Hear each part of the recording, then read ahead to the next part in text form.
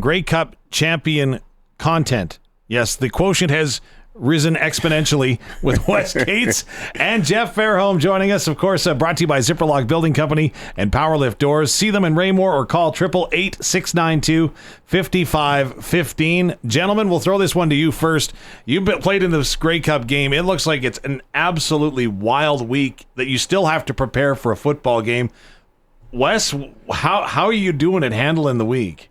It is stressful, right? It's because there's always somewhere you have to be. You really want to just go to practice, relax, and do your thing, kind of get into your zone. But there's all the media scrum stuff. There's all the extra stuff. And then, of course, you don't want to be one of the guys that doesn't go to the shows and the awards and all that. So you want to get out and experience it and try to be a bit of a fan, obviously without jeopardizing your preparedness for the game. So it's a lot to handle in a week, but you're trying to get in as much as you can without, you know you're going to miss some stuff. You see the fam, they go out or they keep the party going when you get ready to go back to bed. But at the end of the night, you know that you're there to do a job, and essentially you want to make sure that you're as prepared as you can be to go hoist that cup.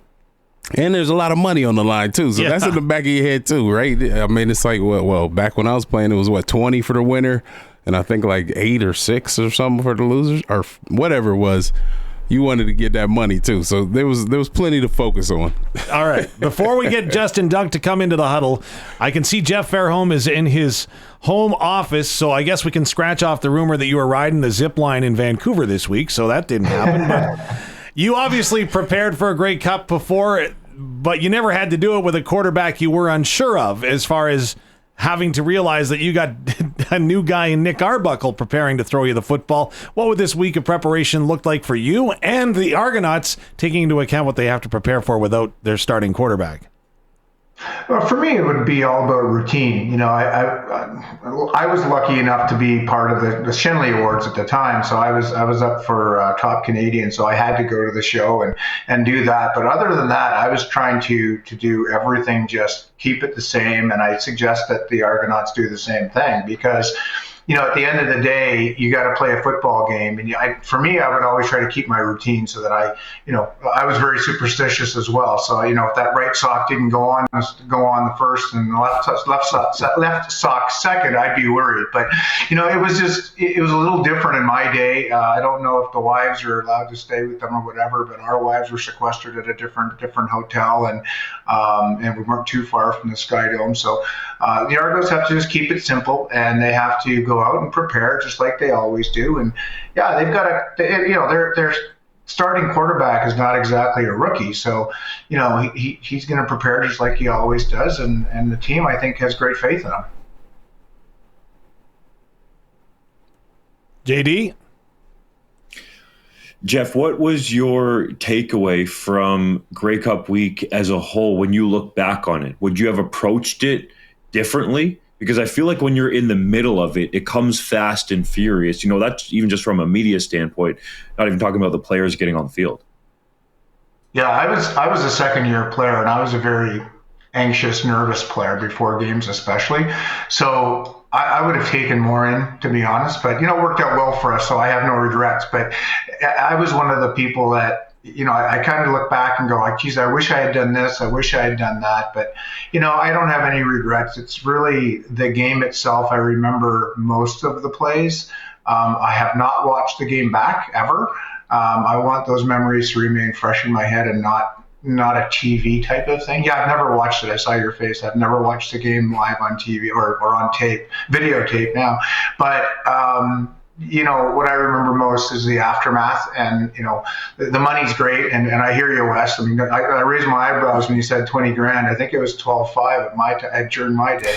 But I don't remember, you know, it's the Grey Cup ring that you're looking for, and the memories afterwards that you remember most.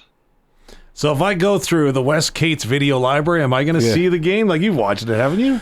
Yeah, I mean, I've definitely watched kind of just to go back and see, but I haven't deliberately sat down and watched the whole game. But I've watched film of the Grey Cups and stuff like that. But at the end of the day, I mean, kind of some of the stuff that Jeff talks about, I'm like the exact same. But other stuff, like, I wasn't superstitious. If anything, I would do things differently just so I didn't have to worry about superstitions. And then as far as, I wish I would have enjoyed the aftermath a little more when we did win it. I wanted my second year and thought I was going to, win another one. Got back a couple of times, but always felt prepared. That first one I was in didn't feel as prepared, but it was a second year guy starting for the first time at running back, so I kind of give myself a little bit of grace in that situation. But always felt like I watched the film and felt like, honestly, my second 2 Grey Cups were 2 of the best games that I played. Like, just executing the plays that I think about, I wish I would have got back. It's because I wish I felt like I had an opportunity to do a little bit more than my job.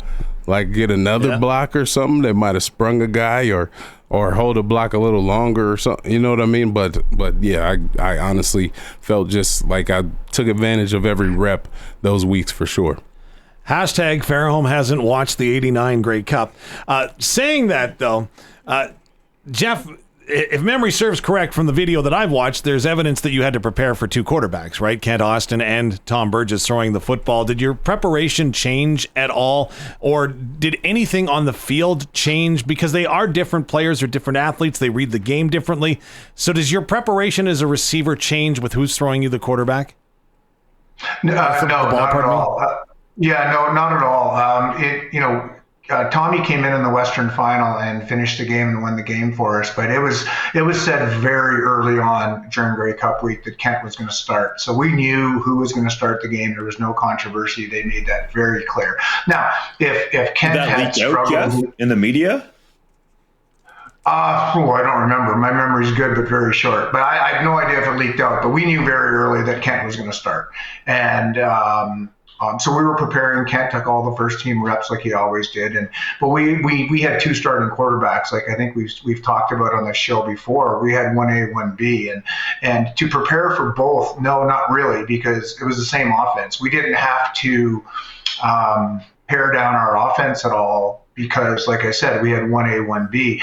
In tonight's game, I would suggest that perhaps Arbuckle would have a pared down offensive scheme a little bit because he hasn't played as much. But for us, it was business as usual. Full playbook was wide open. Does this game, Fairholm, define Zach Collaros and his, I don't want to say legacy because I don't think his career is over yet, but does this define him as an athlete? I think the definition of Zach Collaros is pretty clear. He's playing on a team that certainly is the class of the league, and I don't see a game that would define him. If I was him, I wouldn't allow that pressure to be on him. Just go out and win the game and do what he always does. And he seems to be like he hasn't had the greatest year this year. He seems to be tailing off, and it's all about Brady Oliveira now and their offensive line and their defense. So, I don't think this game will define him. I think if he wins the game, that I think it's going to define the Winnipeg Blue Bombers as a team of, destiny. And, they started off horribly this year. And, they're just a team of destiny. They're well coached. They're well managed. And, I don't think it's about Zach Collaros. I think it's about the team. And I think that's what Mike O'Shea brings to these guys. Dunk, you want to hop in? Jeff, I'm most curious from the receiver standpoint. We talked to you a lot about the receivers. I think that's your area of expertise, obviously, having played that position at a high level. When you look at this game on either side of the ball, who stands out to you as like the target that could really be a game changer for the Argos and for the Bombers?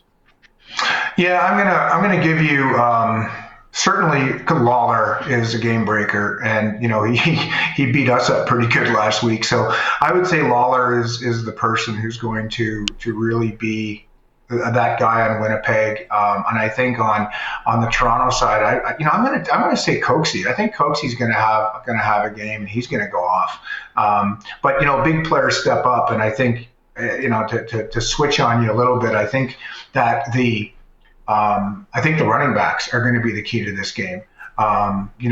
Winnipeg goes as Oliveira goes, and with Kelly being out, I think their run game with Kadeem Carey is going to be the key. So although I love receivers and I think there's going to be some big plays downfield, I think it's going to be the running backs that are really going to make a difference in this game, and thus the defense.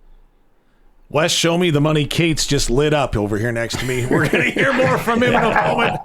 First, Jeff, before we let you go, we thank you for all your work on Rider Radio this season. Give me a prediction. You don't have to give me the score. What do you think we will see from either team tonight that would not surprise you? Well, I think I heard somewhere that Toronto has held Winnipeg in 2 games to a total of 25 points. Justin, you're usually good at that kind of stuff. So I think I heard that. So I think it's going to be a tight game. I don't think Toronto's scoring a lot of points. You know what? I think I'm looking for an upset. I think Toronto might win. All right. Jeff Fairholm joining us tonight as we inch closer to Grey Cup kickoff in Vancouver. We've still got lots to come, folks, including we'll hear from the commissioner. We've got the Blue Bomber who traded 1 Grey Cup ring for 2, essentially. And, yeah, Wes Cates will get him to show us the money. That's coming up. And more as we count to kickoff on your home of the Saskatchewan Roughriders, 620 CKRM.